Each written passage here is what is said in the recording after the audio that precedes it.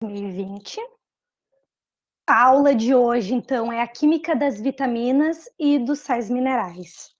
Eu escolhi esse tema porque é um tema relacionado à bioquímica, que é um conteúdo que eu já venho trabalhando desde a minha primeira aula com vocês. Não sei se todos aqui já tiveram aula comigo. Eu me chamo Alex, sou licenciada em Química, e na última aula que eu tive aqui no desafio, eu trabalhei a questão das proteínas. Todos vocês tiveram aula comigo?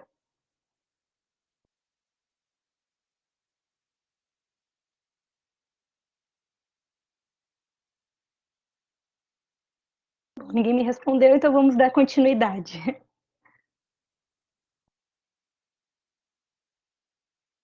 Então, o termo vitaminas, ele surgiu a partir dos estudos realizados pelo bioquímico polonês Casimir Funk. Ele realizou experimentos com concentrados ricos em amina, que é um grupo funcional que a gente estudou lá nas proteínas, que é um grupo derivado da amônia pela substituição dos hidrogênios. Não sei se vocês lembram. Bom, ele observou que esses concentrados ricos em amina, eles eram muito importantes na redução dos sintomas de uma doença da época conhecida como beriberi, que era uma doença que causava problemas musculares, problemas psicológicos, né, psiquiátricos. Então, ele observou que esses concentrados auxiliavam na diminuição dos sintomas. Então, daí surgiu o termo vitamina. Vit, de vital, e a mina desse grupo que ele considerava muito importante no auxílio na redução dos sintomas dessa doença. Só que bem mais tarde se observou que as vitaminas, né, que acabou tomando o nome, que tinham outros grupos funcionais que não só o grupamento amina. Tá? A doença beriberi, ela era causada por uma deficiência de vitamina B1. Tá? Por isso que o experimento dele, né, com as cascas de arroz, auxiliavam no tratamento.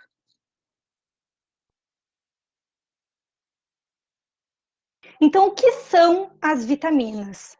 As vitaminas, elas são compostos orgânicos necessários em pequenas quantidades para promover o bom funcionamento do organismo. Então, elas são moléculas pequenas quando comparadas com as proteínas e alguns carboidratos. Elas não são sintetizadas pelo organismo, o organismo não é capaz de produzir elas, em geral, e elas devem ser obtidas por meio da alimentação. E a dose recomendada, ela é expressa por meio da dose diária recomendada, ou DDR. Até aqui tudo tranquilo?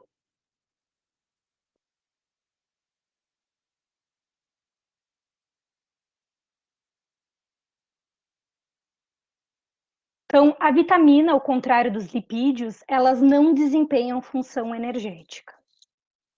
As vitaminas, elas auxiliam no bom funcionamento do organismo, na síntese, no bom funcionamento das células e tudo, mas elas não fornecem energia para o organismo. E no organismo a gente pode ter também as provitaminas, que são substâncias que se transformam em vitaminas, como, por exemplo, o beta-caroteno, que é um lipídio conhecido como provitamina A. Então, a gente ingere o beta-caroteno por meio de alguns alimentos, como cenoura, entre outros, e no organismo ele sofre reações químicas, se transformando no retinol, que é a vitamina A. Então, uma molécula de beta-caroteno dá origem a 2 moléculas de retinol, como mostra a imagem ali à direita.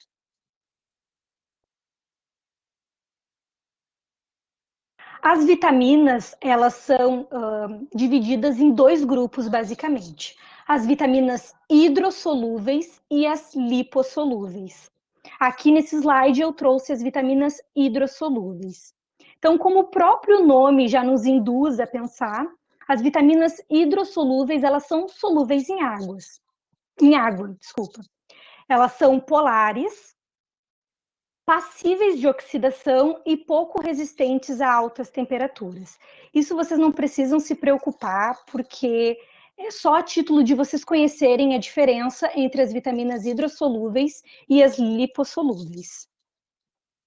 Elas não são armazenadas no organismo, exatamente por elas serem hidrossolúveis, por elas serem solúveis em água.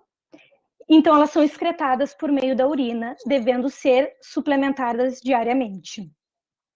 E alguns exemplos de vitaminas são as vitaminas do complexo B, né, a vitamina B1, a B2, a B6, a B12 e também a vitamina C. Então, são vitaminas que a gente deve fazer a suplementação diariamente, porque elas são excretadas por meio da urina, por serem solúveis, então a gente deve fazer essa reposição diária. Então, um grande problema ocasionado pela abstinência, né, por uma dieta pobre em vitamina C, foi ocasionada nas grandes navegações, lá pelo século XV e XVI, que causou doenças nos tripulantes, como escorbuto, que ocasionava o sangramento das gengivas, fadiga, erupções na pele, anemia e, em casos severos de deficiência, a morte. Então, essa deficiência de vitamina C, ela era corrigida, como mostra ali a imagem ao lado, pela ingestão de frutas cítricas que têm um grande teor de vitamina C. Na imagem a gente pode ver os tripulantes, eles recebendo as frutas cítricas para auxiliar no tratamento dessa deficiência que causava o escorbuto. Certo? Tranquilo até agora?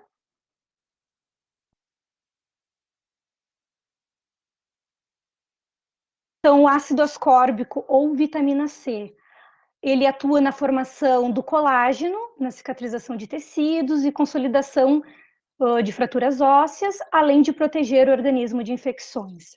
Ali a primeira importância, né, a atuação da vitamina C, a formação do colágeno, era o que ocasionava o sangramento das gengivas dos tripulantes, porque a vitamina C atua nessa formação do colágeno, tendo uma deficiência de vitamina C, vai ter uma deficiência na formação do colágeno, então um enfraquecimento da gengiva e, consequentemente, dos dentes.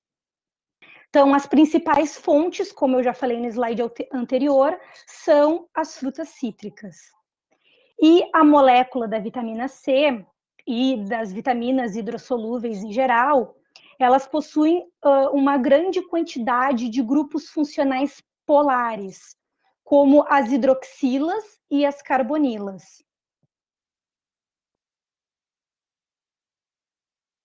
Eu consigo pegar aqui para mostrar, ó, aqui, aqui, e aqui.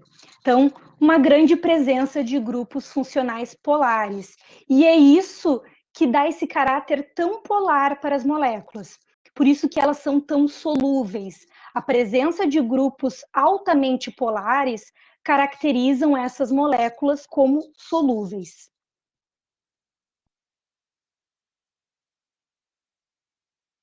Então, aquilo foi um exemplo, né?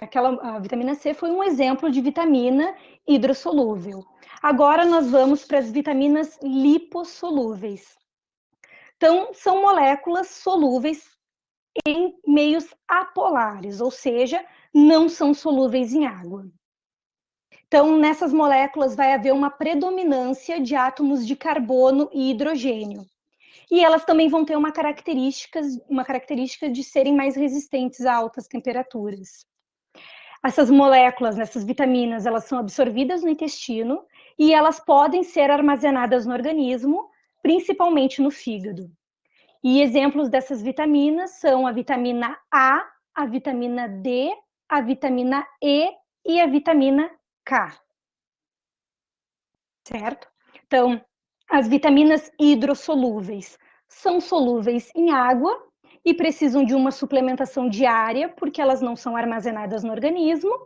E as vitaminas lipossolúveis, elas não são solúveis em água e elas podem ser armazenadas no organismo, mas mesmo assim necessitam de uma ingestão com uma certa frequência. O retinol ou a vitamina A é um exemplo de vitamina lipossolúvel. Então, Um fato histórico foi nos campos de trabalho forçado na Rússia, lá no período de 1922 a 1991, que os prisioneiros, eles sofriam muito de inanição, né, falta de alimentos, e também muita carência de vitaminas. E essa carência de vitaminas ocasionava diversas doenças, como escorbuto, pellagra e a cegueira noturna, que era uma doença causada especialmente pela deficiência da vitamina A do retinol, porque essa vitamina ela atua ali em determinados lugares específicos do nosso olho que permitem enxergar a luz e distinguir as imagens. Então, a deficiência dessa vitamina ocasionava principalmente a cegueira noturna ou a xeroftalmia.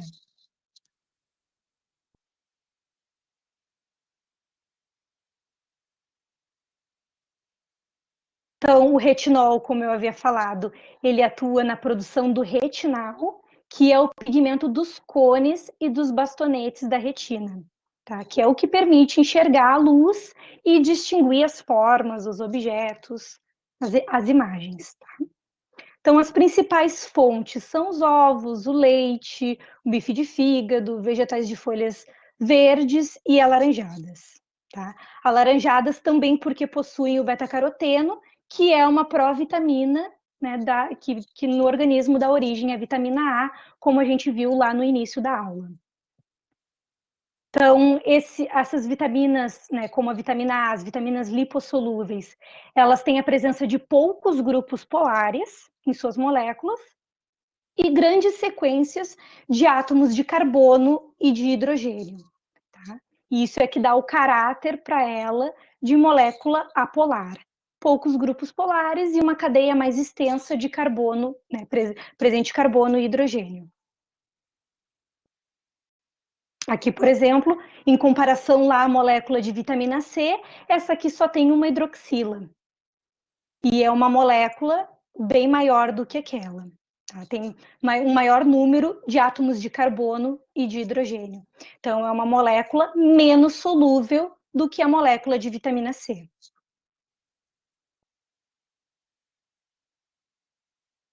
Certo? Tranquilo até aqui, pessoal? Me respondam aí no chat se tiverem alguma dúvida, se quiserem que eu volte em algum slide.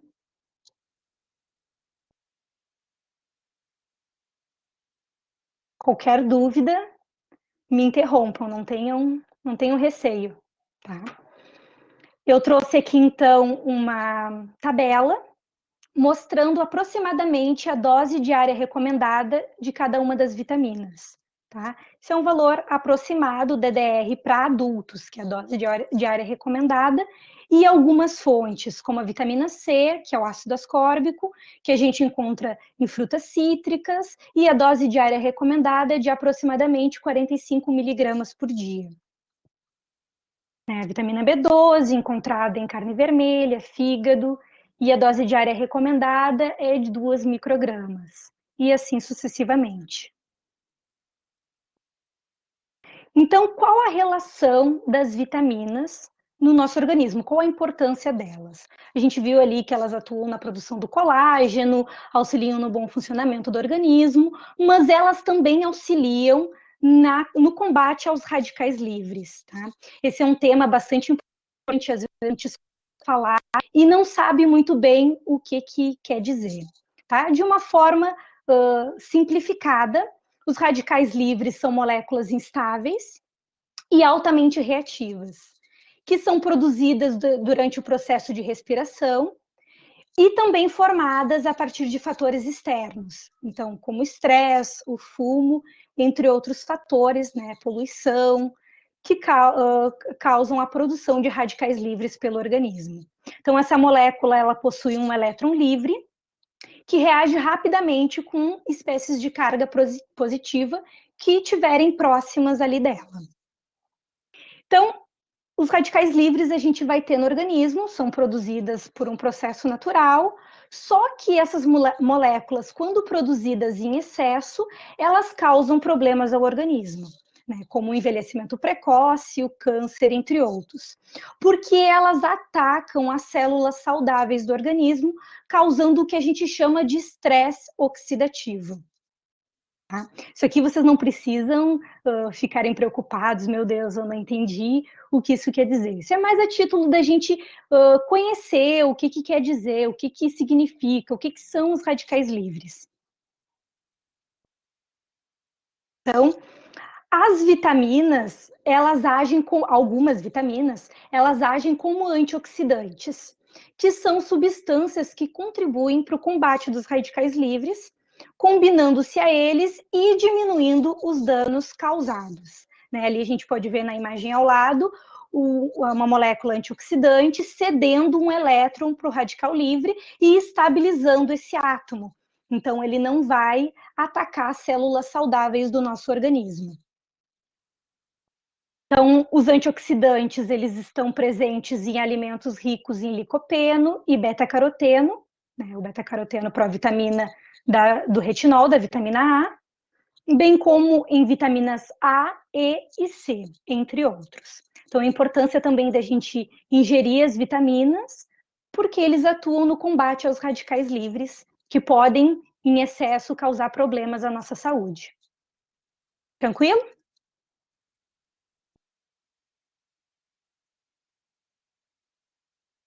Então, aqui eu trouxe uma imagenzinha mostrando, né, os fatores que influenciam na produção dos radicais livres, né, fatores externos, como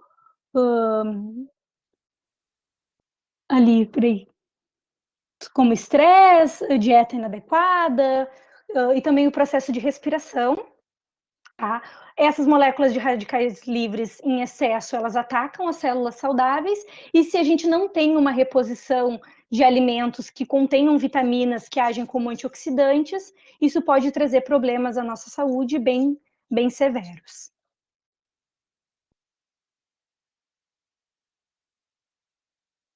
Então, estudamos ali as vitaminas e agora nós vamos ver um pouco sobre os sais minerais, porque geralmente nós não estudamos as vitaminas de forma isolada, nós estudamos as vitaminas e os sais minerais, que são micronutrientes presentes na nossa dieta diária, né, que são importantes na nossa dieta diária.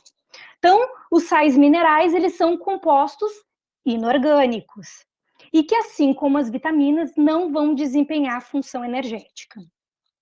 Também não são sintetizados pelo organismo, então é necessário ser repostos por meio da alimentação e também da ingestão de líquidos, porque a água, a água, sucos, né, água de coco, também possuem esses sais minerais importantes para o nosso organismo. Então, os sais minerais, eles atuam na rigidez do esqueleto e dos dentes, na contratilidade muscular, sinapses nervosas, transporte de oxigênio, entre outros.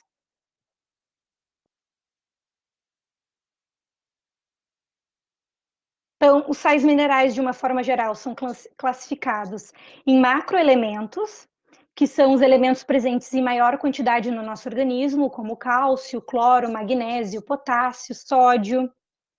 Microelementos essenciais, que são presentes em menores quantidades em comparação com os macroelementos, mas também com funções específicas essenciais no nosso organismo, como ferro, como iodo, selênio, zinco, entre outros. E os elementos traços, que eles se apresentam em quantidades bem pequenas e que, se ingeridos em uma quantidade maior, podem ocasionar até problemas à nossa saúde, como ali eu trouxe grifado o arsênio. Então, eu trouxe também aqui uma tabela com o DDR, né, a dose diária recomendada para os sais minerais, e algumas fontes, né? Ali o sódio, que pode ser encontrado em abacate, abacaxi, e a dose diária recomendada é de aproximadamente 500 miligramas, o potássio, que é encontrado na banana, no mamão, que a dose diária recomendada é 2.000 miligramas, e assim sucessivamente.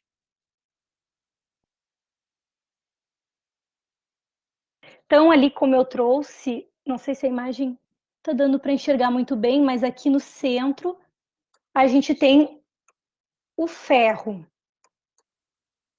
Vou escrever aqui que ficou, acho, meio pequeno. Ali no centro a gente tem o ferro. O que é esse grupamento que eu acabei de grifar aqui, de riscar? Esse é um complexo M, que a gente chama, que é um complexo que está presente na hemoglobina. Então, 4 desses complexos se agrupam e formam o que a gente tem aqui à esquerda de hemoglobina. A hemoglobina ela é uma célula que atua no transporte de oxigênio no nosso organismo. Então, o ferro, que é um dos sais minerais que a gente viu anteriormente, é essencial no transporte de oxigênio no nosso organismo, assim como o magnésio é o átomo central do grupamento presente na clorofila nas plantas, né, que é a estrutura que permite a captação da luz e, consequentemente, a produção de energia pela planta. Então, eu trouxe aqui essa imagem para mostrar a importância do ferro no centro do grupamento M, né, do complexo M, que está presente na hemoglobina e atua no transporte de oxigênio do nosso organismo, para mostrar a importância desses sais minerais no nosso organismo.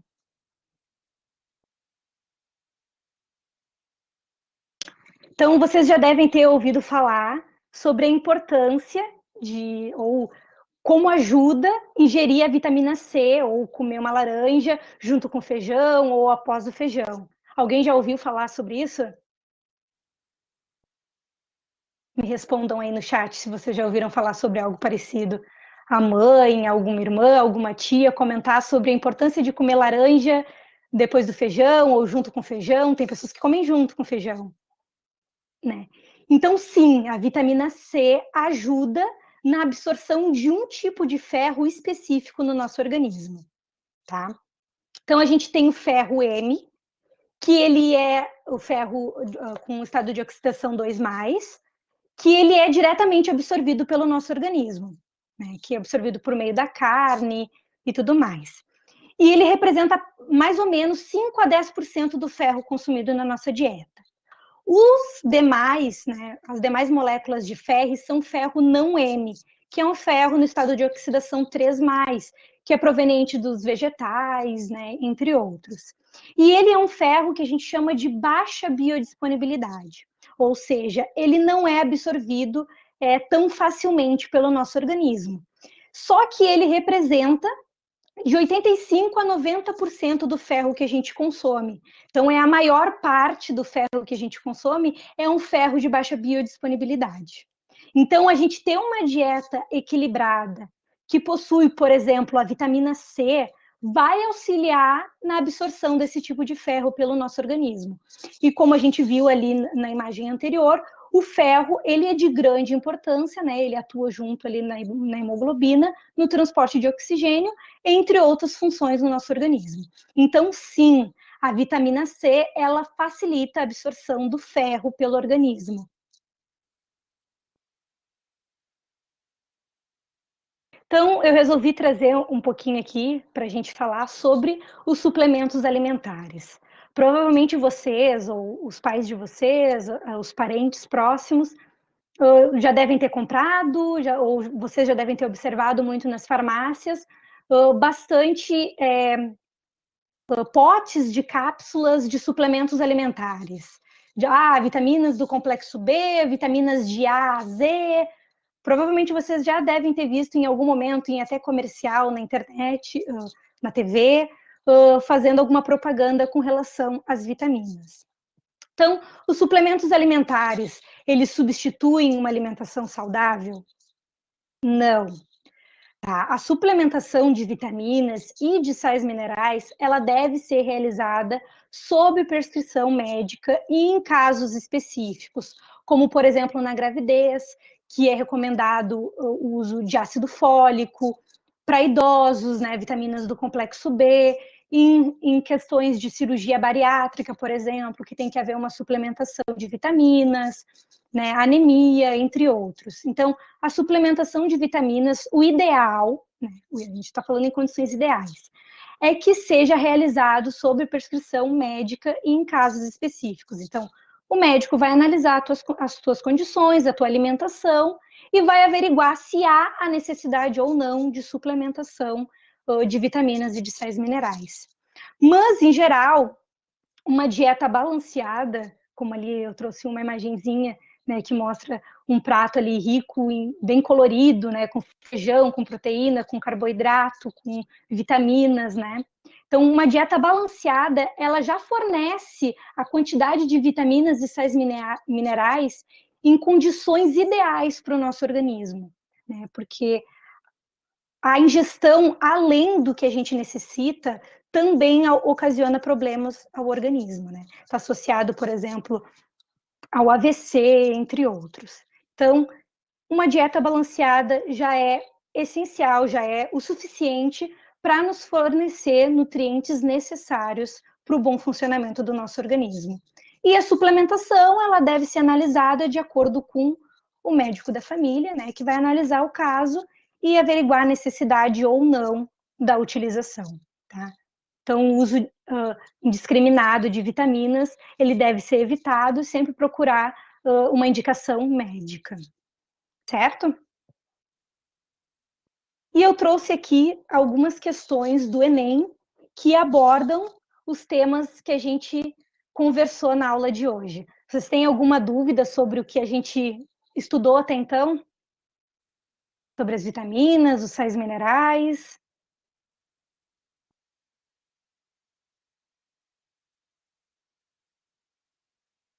Alguma dúvida, pessoal?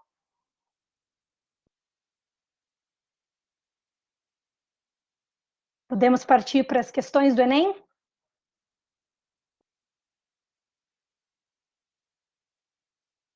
Então vamos lá. Então eu trouxe aqui uma questão do Enem de 2012. Tem que dar uma aproximada aqui porque está pequeno para mim. O armazenamento de certas vitaminas no organismo apresenta grande dependência de sua solubilidade, que a gente estudou sobre a solubilidade das vitaminas, hidro e lipossolúveis. Por exemplo, vitaminas hidrossolúveis devem ser incluídas na dieta diária, enquanto vitaminas lipossolúveis são armazenadas em quantidades suficientes para evitar doenças causadas pela sua carência. A seguir, são apresentadas as estruturas químicas de 5 vitaminas necessárias ao organismo. Então, aqui nessa imagem ao lado. Dentre as vitaminas apresentadas na figura, aquela que necessita de maior suplementação diária é. Então, aqui na questão, vem falando sobre as vitaminas hidrossolúveis e lipossolúveis. E ali ela pergunta para nós qual vitamina ela vai necessitar de maior suplementação. Então, quando a gente está falando de vitamina que necessita de uma maior suplementação diária, são vitaminas que a gente elimina no nosso organismo diariamente. Então, são as moléculas mais polares, as vitaminas hidrossolúveis. Então, a vitamina que vai necessitar de uma maior suplementação diária vai ser aquela vitamina que tem um maior número de grupos polares, né? Carbonilas, hidroxilas. Nas moléculas ali que a gente pode visualizar, né, ali a 1, a 2, a 3, a 4 e a 5, qual a que tem maior quantidade de grupos polares? Na opinião de vocês ali.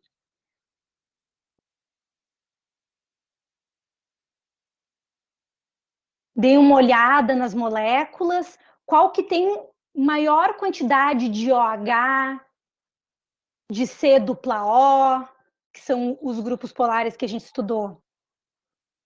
Dei uma aumentada ali no slide para vocês conseguirem visualizar melhor.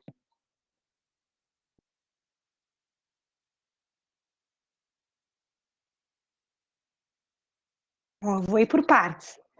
Então, aqui, a número 1 tem um grupo hidroxila. A número 2 tem dois oxigênios. Dois grupos C dupla O. Aqui a gente vai ter 1, 2, 3 hidroxilas, uma C dupla O, e tem mais um outro ali perdido ali no meio. Essa aqui vai ter uma hidroxila. Essa aqui vai ter... E não tem nenhuma C dupla O, nenhuma carbonila. Então, qual que vai ser? Então, a resposta correta vai ser a número 3. Então, a letra C, que é exatamente a molécula da vitamina C que a gente viu lá no exemplo de vitamina hidrossolúvel, certo? Então, a gente olha para as moléculas e vê se tem principalmente hidroxilas, que é o OH ligado a um carbono, ou uma carbonila, que é uma C dupla O, porque esses grupos funcionais é que vão conferir o caráter polar para essas moléculas, certo? Então, aqui nessa questão, a vitamina que vai necessitar de uma maior suplementação diária é a vitamina ali, a molécula 3, que é a letra C. Tranquilo? Deu para entender?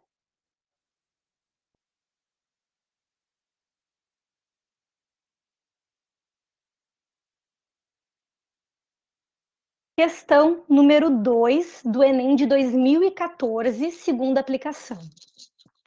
O arroz dourado é uma planta transgênica capaz de produzir quantidades significativas de beta-caroteno.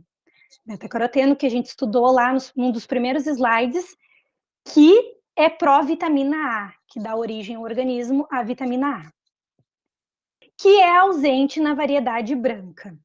A presença dessa substância torna os grãos amarelados, exatamente pela presença do beta-caroteno, o que justifica o seu nome. A ingestão dessa variedade geneticamente modificada está relacionada à redução da incidência de...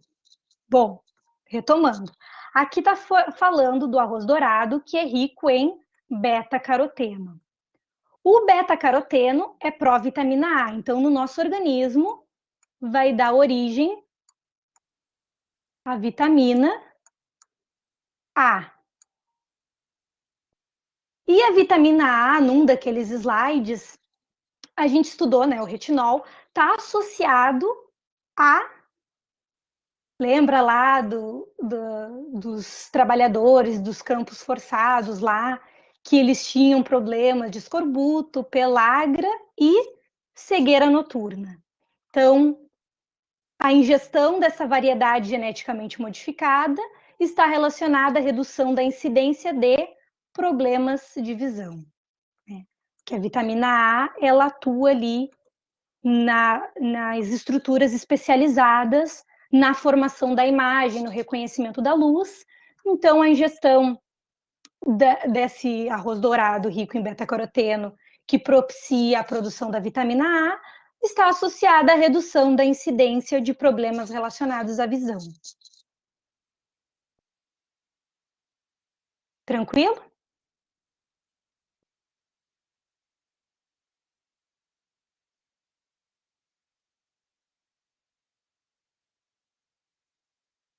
Isso aqui é grande. Enem 2005. A obesidade, que nos países desenvolvidos já é tratada como epidemia, começa a preocupar especialistas no Brasil.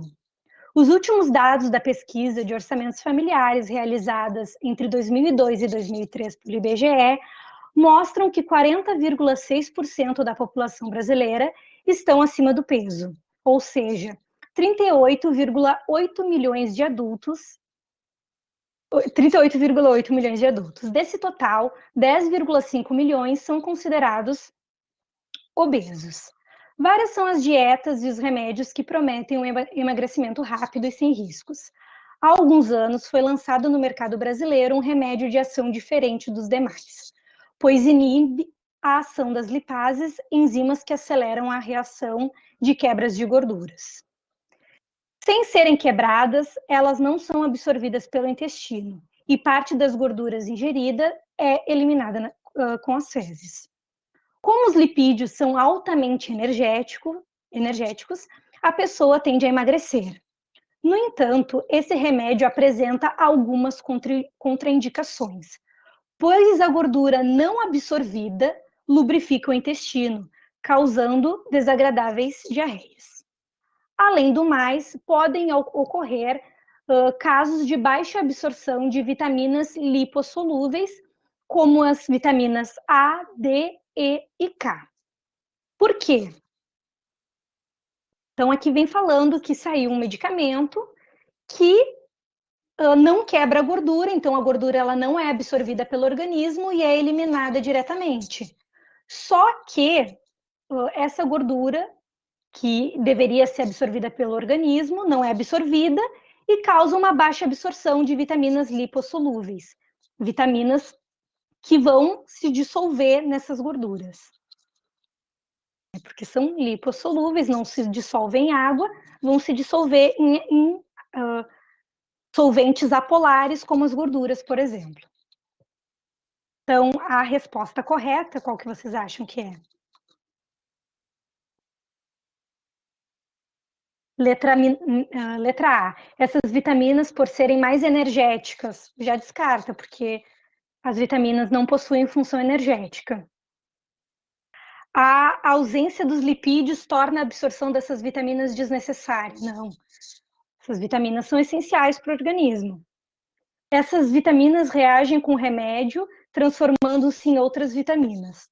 Também não. Em nenhum momento do texto se falou sobre isso. As lipases também desdobram as vitaminas para que elas sejam absorvidas. Também não. Então, é a letra E. Essas vitaminas se dissolvem nos lipídios, por isso vitaminas lipossolúveis, e só são absorvidas junto com eles. Tá aí mais uma importância da ingestão de uma alimentação balanceada, né? Rica em proteínas, em carboidratos, lipídios, né? De não ter uma ingestão, uma dieta restritiva, porque todos esses macroelementos, eles são essenciais para o organismo e atuam também na absorção de vitaminas que são fundamentais. Tranquilo? Não ficaram com nenhuma dúvida com relação a essa questão? Ou as demais?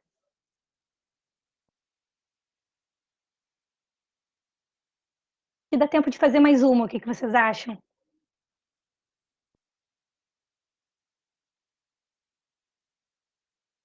Então vamos fazer mais uma para finalizar. E tem mais duas, na verdade. Aí vamos ver como é que vocês preferem. Enem 2011, questão do Enem de 2011. Estudos mostram que a prática de esportes pode aumentar a produção de radicais livres, ó, que a gente estudou lá. Um subproduto da nossa respiração que está ligado ao processo de envelhecimento celular e ao surgimento de doenças como câncer.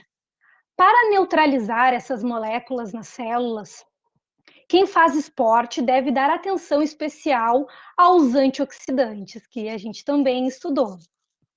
As vitaminas C, E e o selênio fazem parte desse grupo. A ação antioxidante das vitaminas C, E do selênio deve-se às suas capacidades de reagir com radicais livres gerados no metabolismo celular através do processo de oxidação, diminuir a produção de oxigênio no organismo, não, né? Aderir à membrana das mitocôndrias, interferindo no mecanismo de formação desses radicais livres, em nenhum momento a gente estudou isso. Inibir as reações em cadeia utilizadas no metabolismo celular para a geração de radicais livres. Induzir a adaptação do organismo em resposta à geração dos radicais livres. Então, considerando lá o que a gente estudou sobre os radicais livres e a ação dos antioxidantes, a alternativa que melhor se adequa, né, melhor se aplica, é a letra A. Lembra naquela imagenzinha que eu trouxe que a molécula, o átomo antioxidante transferia um elétron para o radical livre, estabilizando essa espécie química? Então, esse processo de perda de elétron para uma outra espécie é um processo chamado de oxidação. Então, reage com os radicais livres gerados no metabolismo celular através do processo de oxidação. Essa é a ação dos antioxidantes no organismo. Certo? Então, a espécie antioxidante vai transferir um elétron para o radical livre, estabilizando essa espécie, por um processo chamado de oxidação. Né? Oxidação é a perda de elétrons e o aumento do NOx. Né? Isso daí vocês já devem ter visto em algum momento. Mas aqui é só necessário, né, só interessante saber que reagem por meio de um processo chamado de oxidação. Acho que só falta mais uma questão. Podemos fazer? E aí eu já libero vocês.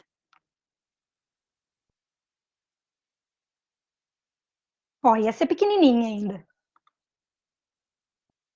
Elementos que fazem parte da constituição das moléculas de ATP, clorofila e hemoglobina são, respectivamente. Bom, essa aqui eu não tinha encontrado muitas questões, nem no Enem, sobre sais minerais. Então, eu trouxe essa daqui, porque eu já ia comentar sobre a hemoglobina e a presença do ferro na hemoglobina, e eu comentei também por cima, não trouxe imagem nem por escrito, mas eu comentei sobre a presença do ferro na clorofila, né? Então, fica só a molécula de ATP, que é o ATP é abreviado, que é adenosina trifosfato. Então, os elementos que vão fazer parte da constituição dessas moléculas vão ser o fósforo, aqui na primeira molécula, adenosina trifosfato. Na clorofila, eu comentei também por alto, né, da importância do magnésio, porque é o átomo central no complexo dessa estrutura. Então, na clorofila vai ser a presença do magnésio. E na hemoglobina, como eu trouxe ali na imagem, né, que atua na respiração celular, né, no transporte de oxigênio para as nossas células, vai ser o ferro.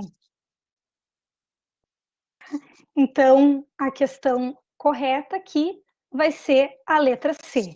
Então, os elementos, né, ali, os elementos inorgânicos presentes na constituição dessas moléculas vão ser, na molécula de ATP, o fósforo, na molécula de clorofila, o magnésio, e na molécula de hemoglobina, né, na estrutura da hemoglobina, melhor dizendo, vai ser o ferro. Então, a gente vai ter esses três elementos essenciais na constituição dessas estruturas químicas.